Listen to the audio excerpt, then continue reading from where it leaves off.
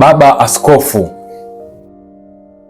mikopo imezidi sana kanisani na kwa watumishi na kwa taasisi. Wakati mwingine tumekutwa tumekopa. Sasa mimi nataka kwa mtu mmoja mmoja, Mkristo mmoja mmoja, mtu aliyemwamini Mungu, kufanyaje Baba ili tuepukane na hili janga la mikopo? Tatizo la mikopo ni nini na tufanye nini ili tuepukane na mikopo?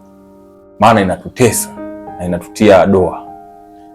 Nianze kwanza kusema kukopa kunahitajika kwenye maisha. Yaani hata nchi inakopa, taasisi zinakopa, vikundi mbalimbali vinaundwa ili vikope na watu wengine.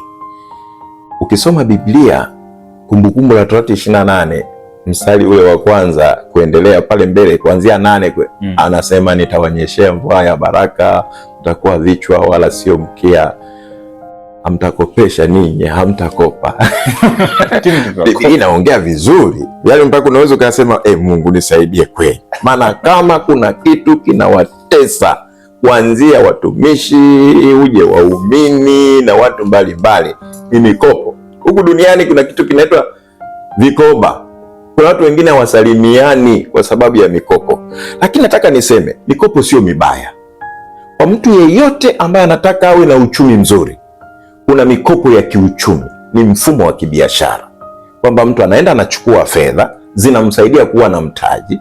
Ndio maana ninapenda sana Wakristo tufahamu, umetoka benki kuchukua mkopo, umetoka kwenye taasisi yoyote inayotoa mkopo, kama nia yako ni kwenda kuitafsiri ile fedha katika uchumi, usichukue fungu la 10 katika lile fungu. Umekopa milioni 10, usije kwa mchungaji kwamba ninaona kuna milioni 1 hii hapa baba, nimechukua mkopo, sasa nataka uniombee. Na mimi mchungaji au askofu nikawa na nguvu sana. Unajua tuna kiwango cha maombi cha 100,000, cha 50,000, cha milioni na vitu vingine. Huo ndio udhaifu wa ubinadamu wetu. Kiukweli katika mkopo wako hakuna fungu la 10. Fungu la 10 ni baada ya kwenda kuiendesha ile fedha, umepata faida. Sehemu ya faida ndio fungu la 10 unaweza ukapata ukatoa sadaka kwa nani? Kwa Bwana. Kwa sababu ile fedha unayotaka utoe fungu kama ya mkopo sio yako. Kesho tusije tukashangaa umekamatwa, unauziwa nyumba na vitu vingine. Nasema shetani amejiinua. Au shetani amejiinua, sio kweli. Kwa umakini katika mafundisho ya kanisa. Ni mafundisho ya kanisa ya kweli, ya kumsaidia mtu aende kupambana. Sio mtu kumfanya tu alete. Na ni vizuri sana Biblia pia, kitu kingine niseme hapa, kuwa na kiasi. Watu kuwa na muda wa ibada, alafu pia wawe na muda wa kufanya kazi. Walioajiriwa mna kiwango maalum, fedha haikui. Lazima uwe mjasiriamali, ukawe na kitu kingine cha kukuongezea kipato, ili siku kihitajika kanisani uwe na nguvu ya kwenda madhabahuni kwa Mungu kwa raha. Una kauli mbiu yako unasema uchumi unaendana injili na nini?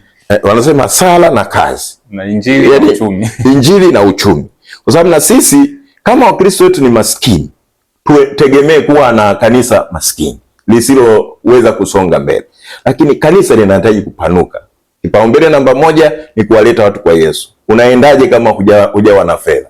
Mimi hapa sasa nikitaka kuwasha gari hapo nje, natakiwa nihakikishe nina hela ya mafuta, uchakavu, kodi za mahitaji ya gari na kadhalika, dereva na vitu vingine.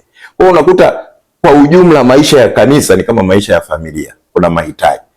Lakini hatuwezi kuwashurutisha Wakristo kutumia njia za mikato, wakaleta fedha zisizo zenyewe ili sisi tukaona raha kuendesha kazi. Lazima Wakristo wawe na muda. Ndio maana nakaza sana sala na kazi. Uje kanisani ukiwa umetimiza wajibu wa kuhakikisha vyanzo vyako vya mapato navyo vimekaa vizuri. Na utoaji wa sadaka kwa kiasi na kwa akili, si ndio? Tunasema akili na mafundisho hayo watumishi wabadilishe, yatume sana kwenye kazi kuliko kuleta pesa. Sasa hivi kuna mafundisho potoshi. Kwa mfano, mnatusikia sisi sana mafundisho potoshi. Ukaona mafundisho yanakazwa, mwisho sadaka. Yanakazwa, mwisho sadaka. Mwisho ule wa sadaka ni muhimu. Lakini ukaona sadaka ina viambata. Maji haya yana upako, chupa ya shilingi 500 na shangaa 50,000. Ukishaanza kuona hizo kinatokea, Mungu hakugawa vitu kwa fedha. Yesu kipindi chake chote akitoa huduma alikuwa hahitaji fedha, ila watu wakiona wamepokea baraka kwa hiari ya mioyo yao wanamtolea Mungu sadaka za shukrani. Sawa. Asante baba. Nakushukuru. Amen. Tutafanya uliosema. Amen. Tutafanya kazi, tutaweka akiba na tutamtumikia Mungu. Amen. Mungu awabariki, awatunze. Amina, amina. Asante. Asante sana.